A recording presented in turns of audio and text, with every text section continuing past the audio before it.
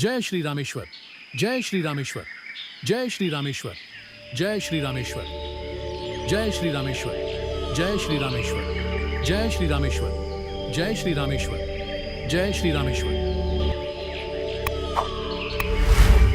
यह बहुत पुरानी बात है। एक घना जंगल था जहाँ एक शांत आश्रम में एक महान साधु तपस्या कर रहे थे। उनकी साधना इतनी गहरी थी कि उनके चारों ओर का वातावरण पूरी तरह शांत था।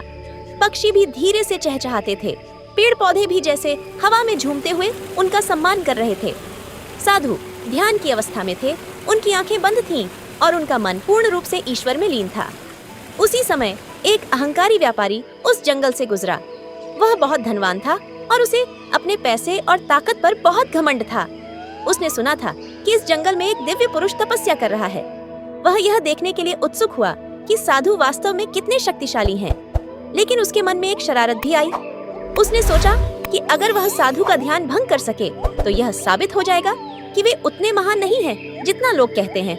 व्यापारी सीधा साधु के पास पहुंचा और जोर से चिल्लाया, बाबा मुझे आशीर्वाद दीजिए। लेकिन साधु अपनी ध्यान अवस्था में ही रहे। उन्होंने कोई प्रतिक्रिया नहीं दी। व्यापारी को यह देखकर अजीब लगा।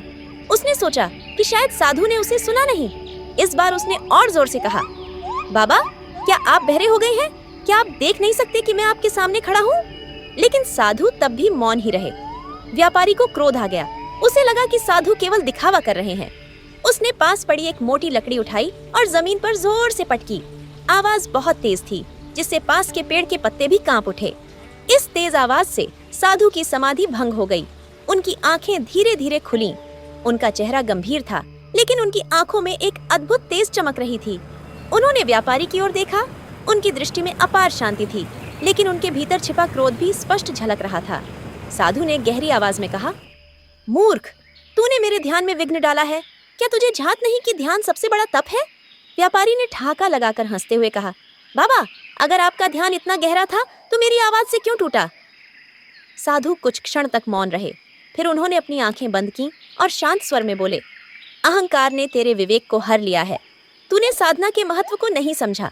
तूने बिना कारण मेरा ध्यान भंग किया, इसलिए मैं तुझे श्राप देता हूँ। तू उसी गधे की तरह बनेगा जो बिना सोचे समझे शोर मचाता है। जैसे ही साधु के मुख से यह वचन निकले, व्यापारी की देह कांपने लगी। उसके हाथ और पैर सख्त होने लगे।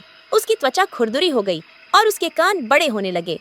उसकी नाक सिकुड़ कर चपट्टी हो गई और देखते ही देखते वह एक गड्ढे में बदल गया। अब व्यापारी की जुबान से सिर्फ ढेंचू ढेंचू की आवाज ही निकल रही थी। उसने खुद को देखा और भय और पछतावे से भर उठा। गड्ढा बना व्यापारी जमीन पर गिर पड़ा और रोने लगा। उसकी आंखों में आंसू थे, लेकिन अब बहुत देर हो चुकी थी। साधु ने शांत स्वर में कहा, अब जब तक तेरा मन शुद्ध नहीं होगा तू इसी रूप में रहेगा।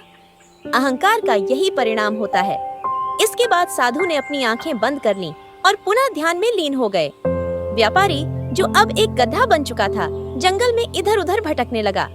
वह पछताने लगा कि उसने व्यर्थ ही अपने अहंकार में आकर एक महापुरुष का ध्यान भंग किया। समय बीतता गया, लेकिन वह व्यापारी फिर कभी अपने पुराने रूप में नहीं लौट सका और इस प्रकार उसके अहंकार का अंत हो गया।